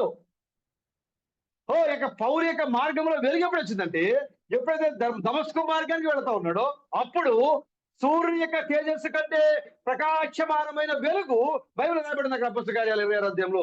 సూర్యుని యొక్క తేజస్సు కంటే ప్రకాశమానమైన వెలుగు ఆ త్రోవలో ఉండెను. ఏ త్రోవది? పౌలు యొక్క త్రోవ. ఎప్పుడైతే ఆ ప్రకాశమానమైన వెలుగు పౌలు యొక్క త్రోవలోకి వచ్చిందో ఇప్పుడు పౌలు పరిశీలన చేసుకోవడం మొదలు పెట్టాడు. ఇదేంటి, నేను వెళ్ళే మార్గం ఏంటి సరైనది అనుకుంటున్నాను నేను. ఆ యొక్క పౌలు అంటున్నాడు, కింద మనం చదువుకున్నాం 26లో, మనం ఆ చివరి వచనంలో, నేను చెప్పే మాటలు ప్రవక్తల మాటలు, మోషే చెప్పిన మాటలే. వారు ముందుగా ఏం చెప్పారో అవే చెప్తాను నేను, అగ్రిప్రాజా నేను చెప్పేది అదే అని నమ్ముతున్న పౌలు, నా మార్గం సరిగా ఉంది అని అనుకుంటున్న పౌలు యొక్క మార్గంలో వెలుగు ఎప్పుడు వచ్చిందంటే దమస్కులో కనపడిందండి. విలాప వాక్యాలు ఇర్మియా అంటున్నాడు, నీవు నీ మార్గమును పరిశోధించి తెలుసుకోవాలి. నువ్వు సిఎస్సీలో ఉన్నావో, బ్యాప్టిస్ట్ లో ఉన్నావో, ఆర్సీఎంలో ఉన్నావో, లూథరన్లో ఉన్నావో, హెచ్ఎఫ్ క్రైస్ట్ లో ఉన్నావో అది లెక్క కాదు ఇక్కడ. కానీ నీ వెళ్లే మార్గంలో ప్రకాశమైన సూర్యుని కంటే తేజస్సు కలిగిన వెలుగు నీ మార్గంలో ఉందా లేదా? ఆ క్రీస్తు నీ మార్గంలో ఉన్నాడా లేదా? నిన్ను నడిపించే దేవుడు నీకు నాయకుడిగా ఉన్నాడా లేదా? అక్కడ మార్గంలో నీకు దేవుడు ఉన్నాడా లేదా? హల్లెలూయా. ఒకవేళ నీ మార్గంలో కనుక దేవుడు లేడు, నువ్వు వాక్యానికి విరుద్ధంగా వెళ్ళిపోతున్నావు అనుకో, దేవుడు బిలాముతో గాడితో మాట్లాడించడిగా నీకు బోధ చేయించాడని. ఎన్నిసార్లు చెప్పినా పెరగపోతే నీ గాడిద నీకు బోధ చేస్తుంది. సిగ్గు నీకు అవమానం కలుగుతుంది. అప్పుడు నీకు దేవుడు గాడిదకి గౌరవించాడు, గాడిద లేచి బిలాముకు బోధ చేసింది. కాబట్టి ఈ యొక్క విలాప వాక్యాలు అంటున్నాడు, నువ్వు వెళ్ళే మార్గము పరిశోధించి తెలుసుకోండి. ఏ మార్గంలో నువ్వు వెళ్తున్నావు, ఏ మార్గం నువ్వు ఉంటున్నావు. యాకోబు యొక్క మార్గంలో ఆ ఏ మార్గం వెళ్తాడంటే మహనయీం అనే ప్రాంతంలో వెళ్తున్నాడు. ఆ మార్గము దేవుని కుమారుడు సంచరించే మార్గం. అది యబ్బోకులో అక్కడ యార్దాన్లో కలిసిపోయి ఆ స్థలంలో దేవుడు కలుసుకున్నాడు. ఆయన యాకోబు యొక్క మార్గంలో దేవుడు కలుసుకున్నాడు, యాకోబు యొక్క మార్గంలో దూతలు కలుసుకున్నాడు. మరి ఇప్పుడు నీ మార్గంలో ఎవరున్నారు? ఇప్పుడు నీ వెళ్ళే మార్గంలో, నీ యొక్క మార్గంలో ఎవరున్నారు? నువ్వు ఎవరితోటి జరగాలి? ఈ కాలంలో దేవుడు పంపిన వర్తమానికి తోటి నువ్వు జరగాలి. ఈ కాలం యొక్క వర్తమానికి ఎవరు? అబ్రహాం యొక్క నిజమైన వాగ్దాన కుమారుడు, స్త్రీగడ మగ శిష్యువు, ప్రకటన 12వ దేవుడు మగ శిష్యువు, ఈ కాలంలో పంపడిన క్రీస్తు బెనహమే ఈ గడియ వర్తమానికుడు. నీ గడియ వర్తమానికి నువ్వు వెంబడించాలి. ఆ మార్గంలో ఎప్పుడైతే నువ్వు వెళ్తా ఉంటావో సూర్యుని కంటే తేజస్సు గల వెలుగు నీ మార్గంలో నీకు కనపడతా ఉంటుంది. కాబట్టి క్రైస్తవులారా, మీరు తిరగాల్సింది, మీరు వెళ్లాల్సింది, మీరు వెళుతున్న మార్గాన్ని మీరు పరిశీలన చేసుకోండి. మీరు తిరగాల్సింది క్రీస్తు బృణంతో మీరు తిరగాలి. పౌలు గలతీ పత్రికలో మరలా మీరు మూలపాఠాలతో తిరుగుతున్నారు. మీరు చూడండి ఒకసారి గలతీ పత్రిక 4వ అధ్యాయం 7, 8, పేజ్ నెంబరు 170.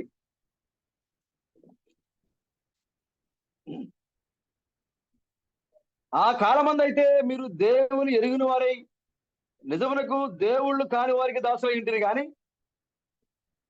ఈ దేనికి దాసులైనారు వీళ్ళు? దేవుళ్ళు కాని వారికి దాసులైనారు. ఈ లోకంలో ఉన్న ఈ యొక్క సంఘాలు దేనికి దాసులైనారు? దేవుళ్ళు కాని వారికి. ఇదేంటండి మీరు చెప్పే బాగా వెరైటీగా ఉంది. మా యొక్క సంఘానికి ఏం పేరు పెట్టారు తెలుసా? యేసు సంఘము, క్రీస్తు సంఘము. ఒక ఆయన అంటాడు క్రీస్తు సంఘములో అనే పేరు లేని వాళ్ళందరూ కూడా వ్యభిచార సంఘం అని చెప్పాడు. క్రీస్తు సంఘము, దేవుడు తన సంఘాన్ని స్థాపించాడు, ఆ సంఘానికి క్రీస్తు సంఘం అని పేరు పెట్టాడు. ఎవరైతే ఆ క్రీస్తు సంఘంలో ఉన్నారో వారు విశ్వాసులు. ఆ సంఘానికి ఆ పేరు లేకపోతే వాళ్ళు వ్యభిచారాలు పెట్టాడు. అప్పుడు సహోదరుని అడిగారు, ఏ క్రీస్తు, ఏ క్రీస్తు సంఘము? అబద్ధ క్రీస్తా, నిజమైన క్రీస్తా? క్రీస్తు సంఘమే. సాతాను కూడా క్రీస్తే, దేవుడు క్రీస్తే. మరి ఇప్పుడు నీ సంఘం ఏ క్రీస్తు? సాతాను క్రీస్తా, దేవుడు క్రీస్తా? అప్పుడు ఏమన్నా తెలుసా? నోరుమై అబద్ధ బోధకుడు అని పెట్టాడు. అంటే చెప్పడానికి సమాధానం లేనప్పుడు మన మీద దాడి అలాగే జరుగుతుంది. క్రీస్తు అనేది పేరు కాదు, క్రీస్తు అనేది ఒక జాతికి సంబంధించినది. క్రీస్తు అనే విత్తనము భూమికి పునాదులు లేకమునిపే ఉంది. ఆ విత్తనం దృశ్య రూపంలోకి ఎప్పుడు వచ్చింది అంటే వెలుగు కలుగును కాక అన్నప్పుడు ఈ భూమి మీదకి వచ్చింది ఆ విత్తనం. ఆ మూల విత్తనం ఎప్పుడు భూమిలో విత్తబడింది అంటే యేసుక్రీస్తు వచ్చినప్పుడు శరీరధారిగా ఈ లోకానికి వచ్చి ఆ మూల విత్తనము భూమిలో విత్తబడింది. ఇప్పుడు దాకా క్రీస్తులు ఎందుకు లేరు భూమి మీద? ఇప్పుడు దాకా దేవుళ్ళు ఎందుకు లేరు? ఈ 2000 సంవత్సరాలుగా యేసుని వెంబడించే వాళ్ళు ఎందుకు క్రీస్తులు కాలేకపోయారు? ఈ 2000 సంవత్సరాలుగా మా దేవుడు యేసుక్రీస్తు నమ్మి బాప్తిసం పొందిన వాళ్ళు ఎందుకు దేవుడిగా పిలవబడతలేదు? నీవే ఎందుకు క్రీస్తు అవుతున్నావు? నీవే ఎందుకు దేవుడు అవుతున్నావు అంటే నీ యొక్క కాలంలోనే క్రీస్తుల జాతి ఉత్పత్తి అయింది. భూమికి పునాదులు లేకపోతే మనం క్రీస్తులుగా ఉన్నాం. మనము ఆ క్రీస్తు యొక్క రూపము ఈ యొక్క లోకానికి ఆత్మరూపిగా వెలుగు కలిగి కాకనప్పుడు ఆ క్రీస్తు యొక్క రూపం ఈ లోకానికి వచ్చింది. ఆ 2000 సంవత్సరాల క్రితము ఆ యొక్క వెలుగు రక్తమాంసాలతో ఈ భూమికి వచ్చింది. ఆ యొక్క విత్తనము విత్తబడి 2000 సంవత్సరాల సంఘంలో ఎదిగి ఈ యొక్క 2000 సంవత్సరాల తర్వాత అనేక మంది క్రీస్తుని తీసుకొచ్చింది. కాబట్టి క్రీస్తు అనేది ఏంటి? ఒక జాతి. క్రీస్తు అనగా జాతి, పేరు కాదు. ఆ క్రీస్తు ఎవరైనా కావచ్చు. క్రీస్తు అనేది ఎవరైనా పెట్టుకోవచ్చు. అభిషేకించబడిన వారందరూ కూడా అంత్యకాలం మంది అభిషేక్తులు. అభిషేకం పొందుకున్న వాళ్ళందరూ కూడా క్రీస్తులే. అది ఏ అభిషేకమో తెలియాలి. అది దేవుని అభిషేకమా, సాతానిక అభిషేకమా? ఈ చివరికాల సమయంలో అంత్యకాలంలో అనేక మంది అభిషేక్తులు వచ్చారు. ఇప్పుడు సంఘములు ఎలాగైతే 700 మంది అభిషేక్తులు లేచారో, మెస్సియాలు లేచారో, మెస్సియమ్మలు లేచారో, ఇప్పుడు ఈ యొక్క ప్రపంచంలో కూడా అనేక మంది అబద్ధ క్రీస్తులు లేచారు. కాబట్టి నువ్వు ఏ క్రీస్తు తెలియాలి. ఏ క్రీస్తు అర్థం కావాలి నీకు. క్రీస్తు అంటే అది ఒక జాతి మాత్రమే. కానీ ఆ జాతికి ఒక పేరు ఉంటుంది, విత్తనానికి ఒక పేరు ఉంటుంది. ఇది విత్తనం అంటే ఏ విత్తనం అని అడుగుతుంది నేను. అవునా, ఇది విత్తనం అన్నావు అనుకో, అవునండి విత్తనమే. ఏంటిది విత్తనం పేరేంటి? దానికి ఒక పేరు ఉంటుంది కదా. అలాగే క్రీస్తు అనేది కూడా నువ్వు క్రీస్తు సంఘమే. ఏ క్రీస్తు? మేము చెప్తున్నాం మేము క్రీస్తు సంఘం బ్రదర్. మేము ప్రభు అయిన బ్రహ్మ క్రీస్తు యొక్క సంఘమై ఉన్నాం. ఆమేన్. మరి నీ క్రీస్తుకి పేరు లేదా? నా క్రీస్తుకి పేరుంది. నీ సంఘానికి పేరు లేదా? నా సంఘానికి పేరుంది. హల్లెలూయా. కాబట్టి నీవు వెళ్ళే మార్గము ఎలాంటి మార్గమే ఉండాలి?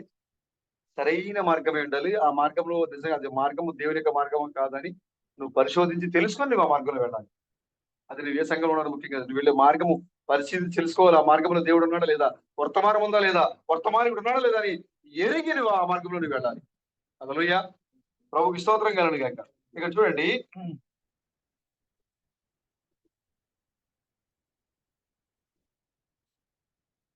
ఆ కాలం అయితే మీరు దేవుని ఎరగని వారై నిజమునకు దేవుళ్ళు కాని వారికి దాసులై ఉంటారు. కానీ ఇప్పుడు మీరు దేవుని ఎరిగిన వారును మరి విశేషముగా దేవుని చేత ఎరుగబడిన వారై ఉన్నారు కనుక బలహీనమైనయు ప్రయోజనమైనవినైన మూల పాఠముల తట్టు మరలా తిరుగునేలా మునుపటి వలె మరలా వాటికి దాసులై ఉండగోరనేలా మీరు దినములను, మాసములను, ఉత్సవకాలమును, సంవత్సరములను ఆచరించున్నారు. మీ విషయమై నేను పడిన కష్టము వ్యర్థమైపోవునేమో అని మిమ్మల్ని గురించి భయపడుచున్నాను. సరే, వీళ్ళు ఏం చేస్తున్నారంట? మూల పాఠాలు తట్టు తిరుగుతున్నారు. అయ్యా మనం ఈ యొక్క ఆచారం మనం ఆచరించకూడదు. ఇంతకుముందు మన పెద్దలు ఆచరించారు. ఇదిగో ఈ యొక్క వాస్తు ఎలా ఉండాలి, ఇదిగో ఈ పండుగ ఎలా చేయాలి, ఇదిగో ఈ క్రిస్మస్ ఎలా ఆరాధించాలి, ఇదిగో ఈ పండుగలు ఎలా చేయాలి అని నమ్ముతున్నారు. కానీ అపోస్తలుడు పౌలు ఏం చేశారంటే వారందరి హృదయాలను దేవుని వైపు తిప్పాడు. లేదు లేదు, మీరు మీ యొక్క పితరుల యొక్క మార్గంలో మీరు వెళ్ళొద్దు. దేవుడు మరొక మార్గంలో కనపడుతున్నాడు, ఆయన మరొక మార్గంలో నడుస్తున్నాడు ఆయన. కాబట్టి మీరు ఆ మార్గాన్ని విడిచిపెట్టి, మీ పితరుల యొక్క మార్గాన్ని విడిచిపెట్టి దేవుడున్న మార్గంలో మీకు రండి అని ఆయన బోధిస్తూ ఉంటే, వాళ్ళు మరలా ఏం చేస్తారంట, మూల పాఠాలతో తిరిగిపోతున్నారు. వాక్యంలో ఉన్నామనుకుంటున్నారు వాళ్ళు, సరైన మార్గం అనుకుంటున్నారు వాళ్ళు, కానీ వాళ్ళు ఏం చేస్తారు, మూల పాఠాలు. వాళ్ళు ఏం లెక్కిస్తున్నారు, అమావాస్య విశ్రాంతి దినాలు పాటిస్తున్నారు. క్రైస్తవులు ఈ యొక్క బైబిల్ చదివే క్రైస్తవులు, వాళ్ళకి అమావాస్యలు ఉంటాయి, వాళ్ళకి దినాలు ఉంటాయి, మాసాలు ఉంటాయి, ఉత్సవాలు ఉంటాయి, టైంలు ఉంటాయి, గడియలు ఉంటాయి. గృహప్రవేశం చేయాలంటే టైము, పెళ్లి చేయాలంటే ముహూర్తం, వీటన్ని పెట్టుకుంటారు వాళ్ళు. కానీ బైబిల్ చెప్తుంది వీటన్నిటిని దేవుడు కొట్టివేశాడు. కానీ ఈ బైబిల్ నమ్ముతున్న క్రైస్తవులకు అవన్నీ కావాలి. వీళ్ళు బైబిల్ చదువుతారు, ప్రార్థన చేస్తారు. తీరా ఒక పాస్టర్ గారు ఎక్కడికి వెళ్ళి తెలుసా, ఆ ఇల్లు ఓపెన్ చేయడానికి ఒక పంతుల దగ్గరికి వెళ్ళాడు, డేట్ పెట్టించడానికి. ఏంటి బ్రదర్ మీరే ఎందుకు బ్రదర్ అంటే, ప్రతి దానికి దేనికి ఇచ్చేది దానికి గీయాలన్నాడు ఆయన. దేనికి ఇచ్చేది దానికి గీయాలండి. అబ్బో నువ్వు ఈ పక్కన గోడ ఎత్తు కట్టేశావు, ఈ పక్కన గోడ ఎత్తు తక్కువైంది, ఈ బైబిల్ ఉంది ఎక్కడన్నా, ఈ ఎత్తు కట్టేస్తే నీకు అనారోగ్యం వచ్చేస్తుంది, ఒక బైబిల్ ఉందా బ్రదర్? ఇవన్నీ విడిచిపెట్టాలని అపోస్తులు ముందుగానే చెప్పారు. కానీ నేడు సంఘాల్లో ఇవి మరలా మూలపాఠాలుగా తిరిగి మరలా అవి బోధించుకుంటూ వస్తూ ఉన్నారు. ఆచారాలు, సిద్ధాంతాలు, వాక్య వ్యతిరేకమైన కార్యాలు, ఇవన్నీ కూడా నీలో ఉన్నంతసేపు కూడా దేవుడు నీలోకి రాలేడు.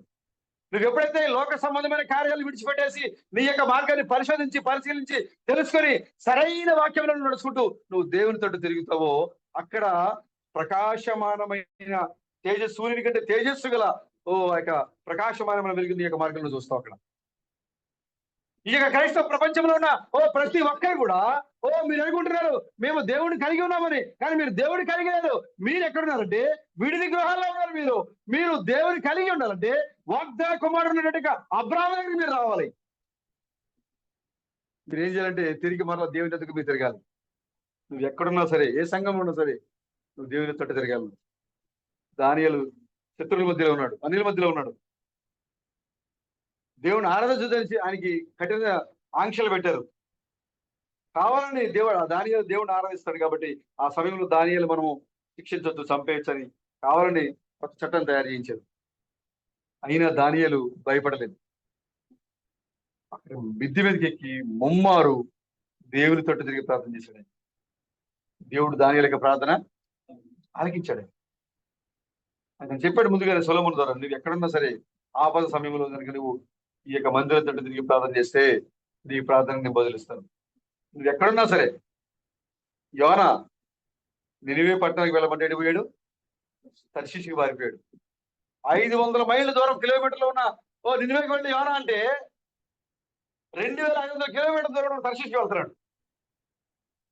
ఇదేమో 500 మైళ్ళు, అది 2500 మైళ్ళు. పారిపోతున్నాడు. దేవుని ఎన్నికలో నీవు ఉంటే పారిపోయిన దేవుడిని విడిచిపెడతాడా? విడిచిపెట్టాడు. ఆయన పారిపోతూ ఉంటే దేవుడు సముద్రాన్ని ఏం చేశాడు? అలజడి రేపాడు. ఒక్క కుమారుడి కోసం, ఒక్క యోనా కోసము మహాసముద్రాన్ని అల్లకొల్లంగా మార్చేశాడు దేవుడు. ఆ యొక్క ఓడలో ఉన్న వారందరికి కూడా భయక్రాంతులు చేశాడు ఆయన. అల్లాడిపోయారు వాళ్ళందరూ కూడా, భయపడిపోయారు వాళ్ళందరూ కూడా. తమ ఇష్ట దేవతలను ఆరాధన చేసుకున్నారు వాళ్ళందరూ కూడా. అయ్యా దేవుడా మమ్మల్ని కాపాడి విపత్తు నుంచి. ఏ దేవుడు సమాధానం చెప్పలేదు, ఏ దేవుడు వాళ్ళకి సహాయం చేయలేదు. చివరికి వాళ్ళు ఏం చేయలేకపోయారు. ఎవరి కోసం అంటే ఒక్క యోనా కోసమే. 500 మైళ్ళ దూరంలో ఉన్న తర్షీషుకి వెళ్ళమంటే, నినివేకి వెళ్ళమంటే 2500 కిలోమీటర్లు తర్షీషుకి వెళ్తున్నాడు. నువ్వు లేచి నువ్వు ప్రార్థన చేయవా అంటే నువ్వు ఎటు వెళ్తున్నావు? 2500 కిలోమీటర్లు వెళ్తున్నావు నువ్వు దేవుడిని విడిచిపెట్టి దూరానికి, పాపానికి దగ్గరగా, దేవుడికి దూరంగా.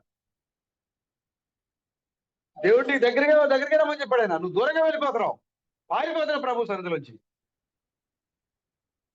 దేవుడు తీసుకుని ఏం చేశాడు? తిమింగలానికి ఆజ్ఞ ఇచ్చాడు ఆయన. తిమింగలం యొక్క హార్ట్ ఎంత ఉంటుందంటే తెలుసా? మన మారుతి కారు అంత ఉంటుందంట దానికి ఉండే. మన మారుతి కారు అంత ఉంటుందంట దానికి ఉండే. దానికి చెప్పాయంట, నువ్వు ఉపవాసం ఉండు. చూసా, ఉపవాసం ఉంది, 3 రోజులు ఉపవాసం ఉందండి.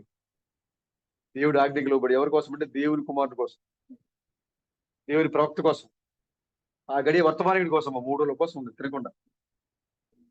ఒకవేళ తింటే లోపల యాసిడ్స్ తయారైపోతే తిన్న ఆహారంతో పాటుగా ఏమైనా కూడా జీర్ణం అయిపోతాడు. దేవుడు చెప్పాడు, నువ్వు ఈ 3 రోజుల పాటు ఉపవాసం ఉండు. 3 రోజుల పాటు ఉపవాసం ఉండు. 3 రోజులే ఏమైనా కూడా ఆకలేసింది. అప్పుడు సముద్రంలో ఉండి ఎటు తిరిగాడంట? సొలొమోను దేవాలయం తట్టు తిరిగాడంట. అక్కడ ఆ యొక్క సముద్ర గర్భంలో తిమింగలం ఉంది. తిమింగలం యొక్క గర్భములో ఈయనున్నాడు. చూడండి, సముద్రంలో చేప ఉంది, చేపలో ఈయనున్నాడు. మరి ఈయనకి ఏం తెలుసండి సొలొమోను దేవాలయం ఎటు ఉందో? ఆయన దిగింది ఎటు? తన హృదయాన్ని దిప్పాడు ఆయన. నేను దేవుని విడిచి పారిపోతున్నా ప్రభు, నిన్ను విడిచి నేను పారిపోతున్నా. 500 మైళ్ళు ఉన్న నిన్ను విడిచిపెట్టి 2500 మైళ్ళ దూరం పోయి పాపలు పడిపోతున్నాను. నిన్ను విడిచిపెట్టి పారిపోతున్నాను నేను ప్రభు అని దాంట్లో ప్రార్థన చేయడం మొదలుపెట్టాడు. ఎప్పుడైతే ప్రార్థన చేయడం మొదలు పెట్టాడు, దేవుడు యోనా ప్రార్థన అన్నాడు, చేపకు ఆజ్ఞాపించాడు, నువ్వు వెళ్ళి నినివే పట్టణ కొట్టున సబ్మెరీన్ లో వచ్చేసాడు బయటికి. వాడ పైన పారిపోతుంటే వాడు అడుగు, సముద్రం పైన పారిపోతుంటే సముద్రం అడుగులో తీసుకొచ్చాడు దేవుడు. సముద్రం అడుగు భాగంలో తీసుకొచ్చి ఏం చేశాడు? నినివే పట్టణ బొడ్డున ఎక్కిచ్చాడు. వెళ్ళి ఆ యొక్క నినివే పట్టణం అంతా కూడా సువార్త చేశాడు. నినివే పట్టణ ప్రజలు క్రూరులు అంటేవాడు, మారు మనసు లేని వారు అంటేవాడు, చాలా భయంకరంగా చంపుతున్నాడు మనుషులు. వాడు అశూరీయులు భయంకరంగా చంపుతున్నాడు. వాడు మనుషులు బతుకోవడంలోనే చర్మం ఊల్చేస్తారంట, నిలబెట్టి ముక్కు కూసేస్తారంట, చెవులు కూసేస్తారంట, కళ్ళు పీకేస్తారంట, గోడకేసి లేపేసి గోడకేసి మేకులు కొట్టేస్తారంట, చక్కర కొట్టినట్టుగా. అంత కఠినంగా ఉండే మనుషులు వాడు. అలాంటి వారి మధ్యలో నేను సువార్త పరిచయం చేసి వెళ్ళి ఊరు బయటికి వెళ్ళి నుంచొని ఇంకాసేపట్లో దేవుడు తీర్పు వచ్చేస్తుంది, వాళ్ళకి వెళ్ళిపోతారు, వాళ్ళకి నాకు అరువు పేరు కూడది అని ఏమన్నా ఎదురు చూస్తారు అక్కడ ఊరు పెట్టి కూర్చొని. కానీ వాళ్ళ అరుపులు కేకలు వినపట్ల ఏం వినపడుతుంది? ఏమన్నాకి వాళ్ళ యొక్క ప్రార్థనలు వినపడుతుంది. పశువులు సహితము రాజు ప్రజలు, వారి దేశంలో ఉన్న పశువులు కూడా గడ్డి వేయకుండా ఉపవాసం ఉంచారు, మారు మనసు పొందుకున్నారు. వాడు యోనా దేవుని తట్టు తిరిగాడు. పారిపోయే యోనా దేవుని తట్టు తిరిగాడు. నాశనమైపోయాడు నినివే పట్టణాన్ని దేవుని తట్టు తిప్పాడు. వాడు అనుకుంటున్నారు ఇదే దేశం, ఇదే రాజ్యం, ఇదే లోకం, ఇదే విశ్వాసం, ఇదే భక్తి. కానీ ప్రవక్త వచ్చేదాకా తెలియలే వాళ్ళు తప్పులో ఉన్నారండి. ప్రవక్త వచ్చి ఎప్పుడైతే మీరు తప్పులో ఉన్నారు, మీ తప్పు సరి చేసుకోబోతుంది, ఇదిగో ఆకాశం నుంచి దేవుడి తీర్పు రాబోతుంది అని ఎప్పుడైతే ప్రకటించాడు ఆ కాలం వర్తమానికి, వెంటనే వారందరూ తమ యొక్క తప్పు తెలుసుకున్నారు. వెంటనే తమ యొక్క హృదయాలు ఎటు తిప్పారు? దేవుని వైపు తిప్పారు. నేటి క్రైస్తవ ప్రపంచము, ఈ బైబిల్ విద్యార్థులు అందరూ కూడా వాళ్ళు అనుకుంటున్నారు మేము సరైన మార్గంలో ఉన్నామని వాళ్ళు అనుకుంటున్నారు. కానీ నిజమైన యోనా ఈ ప్రాంతానికి వచ్చాడు, నిజమైన యోనా వర్తమానికుడు ఈ కాలానికి వచ్చాడు, ఈ లోకానికి వచ్చాడు. ఆయన చెప్తున్నాడు మీరు మారు మనసు పొందండి, లేదా మీరు నాశనమైపోతున్నారు. తీర్పు రావాలి. యోనా ఒడ్డుని కూర్చొని వింటా ఉన్నాడు, ఇంకాసేపట్లో తీర్పు వస్తాయి, ఇంకాసేపట్లో తీర్పు వస్తాయి. కానీ ఏమైనా పడుతున్నాయండి? ప్రభువా మమ్మల్ని క్షమించు కేకలను పడుతున్నాయి. అందరూ మారు మనసు పొందారు, అందరూ రక్షించబడ్డారు, అందరూ దేవుని తోటి తిరిగారు అక్కడ. హల్లెలూయా. కాబట్టి రాత్రికాల సమయంలో ప్రియమైన సహోదరుడు సహోదరి, నువ్వు ఏ స్థితిలో ఉన్నావో, ఎక్కడున్నావో, నీ మార్గాన్ని పరిశోధన తెలుసుకోండి. నీ మార్గంలో దేవుడు ఉండాలి, ఆ దేవునితో నీ హృదయం తిరిగి ఉండాలి. అది సరైన విశ్వాసం, సరైన మార్గం. అది చూడండి, సంసోను ఇజ్రాయేల్ యొక్క న్యాయాధిపతి. దేవుడు కావాలని తమ పిల్లల్ని రక్షించడం కోసం తీసుకొచ్చిన ఒక న్యాయాధిపతి, దేవుని యొక్క పరిశుద్ధాత్మ చేత నడిపించబడే ఒక న్యాయాధిపతి. ఆయన లోకంలో కలిసిపోయాడు, లోక కార్యాలు కలిసిపోయాడు. సంసోను వస్తూ ఉంటే ఫిలిస్తీన్ల దరిదాపులో ఉండేవాళ్ళు కాదు. అలాగే పరిశుద్ధాత్మ చేత బలముగా నడిపించబడిన గొప్ప వర్తమానికుడు ఆయన, గొప్ప విశ్వాసి. కానీ లోకాలు పడిపోయాడు. దెలీలా ఏం చేసింది? దెలీలా తన కాళ్ళ మీద పడుకోబెట్టి జోగడుతుంది. చూసారా? ఎంత బాగుంటుందండి ఇప్పుడు ఆ యొక్క యవనస్తుడికి. తన భార్య విడిచిపెట్టి వెళ్ళిపోతే ఎక్కడో పరిచయం లేని ఒక స్త్రీ ఏం చేస్తా ఉంది, ఆమె తన కాళ్ళ మీద పడుకోబెట్టి జోకొడుతూ ఉంటే ఆయన అనుకుంటున్నాడు, ఓహో ఇది కదా జీవితం అనుకున్నాడు. చివరికి తెలిసింది ఏంటంటే, ఏం తెలిసింది అంటే ఆమె ఆయన్ని మరణానికి అప్పగించేసింది. చక్కగా ఉంది. యవనస్తులకి ఈ లోకం చాలా చక్కగా ఉంటది. తప్పిపోవడానికి, పడిపోవడానికి, వ్యభిచరించడానికి, అబద్ధం ఆడడానికి, వ్యామోహపు చూపులు చూడడానికి, వ్యామోహపు మాటలు మాట్లాడడానికి, చెడు కార్యాలు చూడడానికి, చెడు పనులు చేయడానికి ఈ లోకం చాలా చక్కగా ఉంటది. నీ పక్కన స్నేహితులు కూడా అలాంటి వాళ్ళు ఉంటారు కాబట్టి చెయ్యి అని సపోర్ట్ చేస్తూ ఉంటారు. నీకు ఎప్పుడు తెలిసిందంటే నీవు పూర్తిగా నీ చేతిలోకి వెళ్ళిపోయినప్పుడు, నువ్వు బంధించబడిపోయినప్పుడు ఇక ఏ ఆశ లేదు, ఇక మరణము నీ మీదకి వచ్చే సమయంలో అప్పుడు తెలిసింది నీకు. ఒక విశ్వాసి దేవుని యొక్క ఆత్మచేత నింపబడిన ఒక బలమైన ఒక యోధుడు లోకంలో పడిపోయాడు. ఒక స్త్రీ యొక్క వ్యామోహంలో పడిపోయాడు. లోకంలో పడిపోయాడు. ఆ యొక్క లోకంలో పడిపోయి అనుకున్నాడు, ఇదే లోకం, ఇదే బాగుంది, ఇదే జీవితం అనుకున్నాడు. కానీ చివరికి మరణానికి అప్పగించేసింది. బంధించేశారు, తీసుకెళ్ళి తిరగలి విసిరించారు. సంవత్సరం తిరగలి పిలిస్తే తిరగలతో విసిరించారు. వాళ్ళు చిన్న పిల్లలతో తాడగట్టి కుక్కర్లాగలే లాక్కెళ్ళారు. తీసుకెళ్లి దాగుని మందిరంలో ఆ 2 స్తంభాల మీద ఆనుకొని ఉన్న మందిరాన్ని కట్టేశారు. తీసుకెళ్ళి దేవుని తట్టు ఉన్న హృదయము లోకం తట్టు తిరిగిపోయింది సంసోను యొక్క హృదయం. కానీ ఆ 2 స్తంభాలు కట్టివేయబడిన సంసోను ఇప్పుడు దేవునికి మొరపెడుతున్నాడు. అక్కడ వాళ్ళందరూ కూడా పూజలు చేస్తాను ఫిలిస్తీన్లు. సంసోను బలి ఇవ్వడానికి పూజలు జరుగుతున్నాయి. ఇక్కడ అరావుడు జరుగుతుంది. గొప్ప పండగ ఫిలిస్తీన్లకి.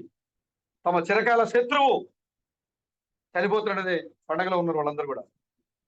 వాళ్ళందరూ కూడా ఆనందంలో ఉంటే ఈ యొక్క సంసోను కన్నీరు గారుస్తున్నాడు.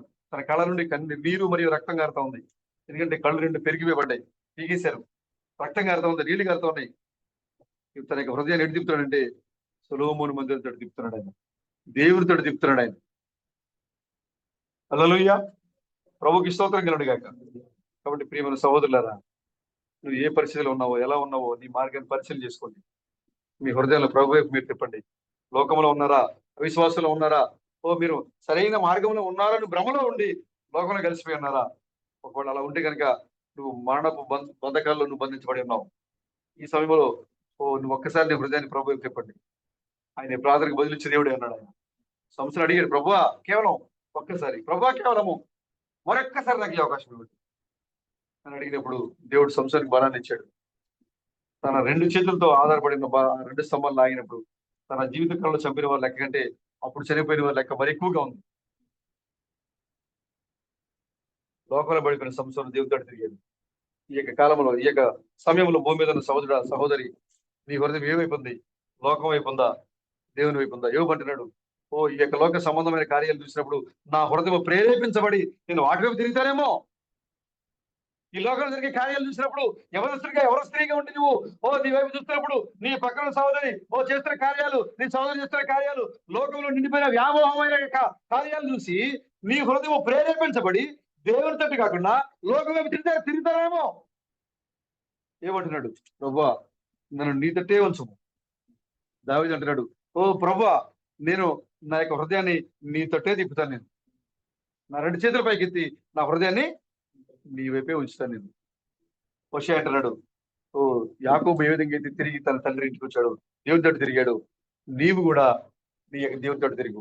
ఆ దేవుడు ఎలాంటి వాడంటే ఆయన సైన్యములకు అధిపతి యెహోవా అనే జ్ఞాపకార్థ నామము గల దేవుడు ఆయన. మీ హృదయాలు ఆయన వైపు తిప్పండి. మీ నీతిని మీ యొక్క విశ్వాసాన్ని ఆయనలో మీరు కొనసాగించండి. అప్పుడు ఆయన మీకు నిజమైన నిత్య జీవనం కలిగిస్తారు ఆయన. ఆమేన్, హల్లెలూయా. సహోదరులారా, మరి దానియేలు వలె మీ హృదయాన్ని దేవుని వైపు తిప్పండి. యోనా వలె మీ హృదయాన్ని దేవుని వైపు తిప్పండి. నినివే పట్ల ప్రజల వలె మీ హృదయాన్ని దేవుని వైపు తిప్పండి. మరి చివరి సమయంలో మనం ఎదురుగా ఉన్నప్పుడు సంసోను వలె మీ హృదయాన్ని దేవుని వైపు తిప్పండి. ఆయన ఆపదలో నిన్ను ఆదుకునే సహాయకుడు ఆయన. రాత్రికాల సమయంలో నువ్వు ఎలాంటి పరిస్థితిలో ఉన్నావో నీ మార్గాన్ని పరిశీలన చేసుకోండి. నీ యొక్క నిజమైన ఇల్లైన క్రీస్తు బ్రహ్మ ఇంటికి మీరు రండి. క్రైస్తవ లోకమా, ఓ బైబిల్ విద్యార్థులారా, మీరు ఏ మార్గంలో ఉన్నారో మీరు పరిశీలన చేసుకోండి. ఓ మీరు వెళ్ళే మార్గము సరైన మార్గం కాదు. దేవుడు యేసు అనే పేరు ఇప్పుడు దేవుడు లేడు. యేసు అనే పేరుని ఇప్పుడు సాధారణ వాడుకుంటూ ఉంది. దేవుడు బ్రహ్మ అనే పేరులో ఉన్నాడు. కాబట్టి మీరు తిరిగి దేవుడైన బ్రహ్మ తోటి మీరు తిరగండి. ఆయన ఇప్పుడు మీకు ఆయన రక్షణ మరియు విమోచన ఇచ్చే దేవుడే అన్నాడు ఆయన. ఇప్పుడు మీరు వెళ్ళే మార్గంలో దేవుడు లేడు. బ్రహ్మము నడిచే మార్గంలో నడిచినట్లయితే ఆ మార్గంలో సూర్యుని కంటే తేజస్సు గల వెలుగుంది ఆ మార్గంలో. కాబట్టి క్రైస్తవ ప్రపంచానికి మనం చెప్తూ ఉన్నాము, క్రైస్తవ ప్రపంచమా, మీరు క్రీస్తు బ్రహ్మం అని దేవుని తోటి మీరు ప్రజలు తిప్పండి. ఓ అత్యధికమైన సంఘ సహోదరులారా, ఓ మరి ఆత్మను పొందుకున్న సహోదరులారా, విశ్వాసాన్ని కలిగిన సహోదరులారా, సంసారం వల్ల లోకంలో పడిపోయి ఉన్నావా? ఒకవేళ సంసారం వల్లే ఈ లోకంలో నువ్వు పడిపోయి ఉంటే కనుక నీ హృదయాన్ని క్రీస్తు బ్రహ్మతో తిప్పండి. మనం నీ మీదకి వచ్చేదాకా నువ్వు అవకాశం ఇవ్వద్దు. ముందుగానే నీ హృదయాన్ని క్రీస్తు బ్రహ్మ వైపు మీరు తిప్పండి. ఆయన నిన్ను తీసుకుని వెళ్ళడానికి సిద్ధంగా ఉన్నాడు ఆయన. ఆమె ఈ రాత్రికాల సమయంలో మన సోదరుడు రమేష్ గృహం కూడా, కుటుంబం కూడా మరి నిజమైన మార్గంలో పరిశీలించి తెలుసుకొని నిజమైన దేవుడు అయినటువంటి క్రీస్తు బ్రహ్మతో తిరిగినట్లుగా దేవుడు వారి హృదయాలను ప్రేరేపించిన గాక. హల్లెలూయా. దేవుడు చిన్న మాట దీవించిన గాక. ఆమె ప్రార్థన చేస్తున్నాం. మరి పౌలు చెప్పినట్లుగా ప్రవక్తలు మోషే ముందుగా చెప్పిన ఆ విషయాలు తప్ప మరొకటి మేము ఏం మాట్లాడలేదు మా ప్రభువా. ఈ గడి యొక్క వెలుగుల గురించి మా ప్రవక్తలు మాకంటే ముందుకు వచ్చిన మా పితరుడైన మోషే మాకు ఏ మార్గం అయితే చూపించారో ఆ విషయాలు మేము మరలా జ్ఞాపకం చేసుకున్నాం. ప్రభు మరి మాతో ఉండి మాలో ఉండి మమ్మల్ని చూస్తున్న దేవుడు మీకు వందనాలు. సంఘంలో ఉన్నటువంటి కష్టమైన సంఘంలో ఉన్న ప్రతి యవన సహోదరుడు తమ యొక్క ప్రవర్తనను మార్చుకొని పరిశుద్ధమైన తలంపులను కలిగి నీ తట్టు నడిచినట్టుగా సహాయం తెచ్చేయండి. తమ మార్గాలను పరిచయం చేసినట్టుగా సహాయం తెచ్చేయండి. సరైన మార్గంలో, సత్యమైన మార్గంలో, పరిశుద్ధమైన మార్గంలో మేము నడవడానికి సహాయం తెచ్చేయండి. మరి రాత్రికాల సమయంలో ఆహ్వానించిన మా సోదరు రమేష్ గారి కుటుంబాన్ని దీవించండి. బలపరచండి. సోదరు చేస్తున్న పనిని కూడా దీవించి ఆశీర్వదించండి. ఈ ప్రాంతంలో ప్రభు ఎత్తబడే వరకునైనా నామానికి సాక్షిగా మీరు వాడుతున్నారు. ఎక్కడ కూడా ప్రభు మరి సాతానికి అవకాశం లేకుండా నికటమైన ప్రేమతో సహోదరుని మీరు నింపబడుతున్నాము. తనకి ఇచ్చిన భార్యను బట్టి, కుమార్తెను బట్టి వందనాలు. వారు కూడా బలపరచండి, విశ్వాసంలో ముందు నడిపించండి. అదేవిధంగా కుటుంబ యజమానురాలైన అమ్మను బట్టి మీకు వందనాలు. ఆమెను కూడా మీరు దీవించండి, మీరు ఆశీర్వదించండి. మంచి బలాల శక్తిని, ఆరోగ్యాన్ని ఇవ్వండి. మీ యొక్క చిత్తమైతే ప్రభావం పరిపూర్ణమైన వాక్యాన్ని గ్రహించే మనసును తెచ్చండి. లూదియా హృదయం తెచ్చినట్టుగా ఆమె హృదయాన్ని మీరు తెరవండి. సూటిగా మాట్లాడండి మా ప్రభు. అదేవిధంగా చిన్న కూడికి కాదు మా యొక్క సహోదరులు మరి హరీష్ గారిని బట్టి వందనాలు, కిషోర్ గారిని బట్టి, మరి ఆహారం గారిని బట్టి మీకు వందనాలు చెల్లిస్తున్నాం మా ప్రభు. మరి మా సోదరుడు సతీష్ గారిని బట్టి మీకు వందనాలు చెల్లిస్తున్నాం. నిజంగా దేవుని యొక్క వాక్యం కొరకు దాహాన్ని కలిగి ఉన్న, తృష్ణ కలిగి ఉన్న బిడ్డల మధ్యలో ఉండటము చాలా గొప్ప ధన్యతగా మేము భావిస్తూ ఉన్నాం మా ప్రభు. నిజంగా మరి ఈ లోకంలో మరి ఉన్న యవనస్తులైతే మరి సరసక్తులతో, పనికిరాని ముసలమ ముచ్చట్లతో, సినిమాల వెంట పనికిరాని మరి వీడియోలు చూస్తూ పనికిరాని కార్యాలతో మునిగిపోయి ఉంటున్నారు. కానీ నా సహోదరులు అయితే మా యొక్క అబ్రాహ్మ దేవుడు, ఇస్సాకు దేవుడు, యాకోబు దేవుడు, యెహోవా అని జ్ఞాపకార్థం గల దేవుడిని ఆరాధించడానికి వచ్చారు మా ప్రభువా. వారిని దీవించండి, మరి కుటుంబాలు బలపరచండి. మరి దూర ప్రాంతం నుంచి మాతో ఐక్యత పొందుకున్న ప్రతి ఒక్కరిని, ఆన్లైన్ ఉన్న ప్రతి ఒక్కరిని మీరు దీవించి ఆశీర్వదించండి. సిద్ధపడుతున్న ప్రతి ఒక్కరిని పరిశుద్ధపరచండి, బలపరచండి, నడిపించండి. మళ్ళీ కలుసుకునే వరకు మరి మీ యొక్క ఆత్మను నింపి నడిపించి మీరే మహిమ, మీరే ఘనత, మీరే ప్రభావం పొందుకురమని రాజుగా ప్రభులకు ప్రభుగా పెండ్లి కుమారిగా మా మధ్యలోకి అతి త్వరలో రాబోతున్న మా విమోచకుడైన క్రీస్తు ప్రణామం యొక్క నిత్య నామములో ఈ ప్రార్థనకు చున్నాం ప్రభు.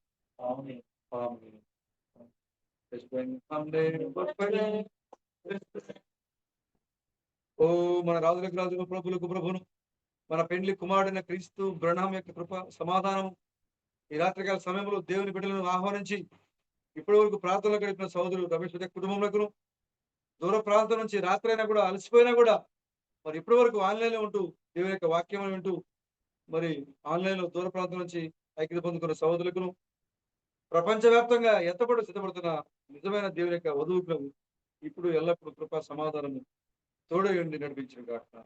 ఆమేన్. ఆమేన్. ఆమేన్. Glory to God.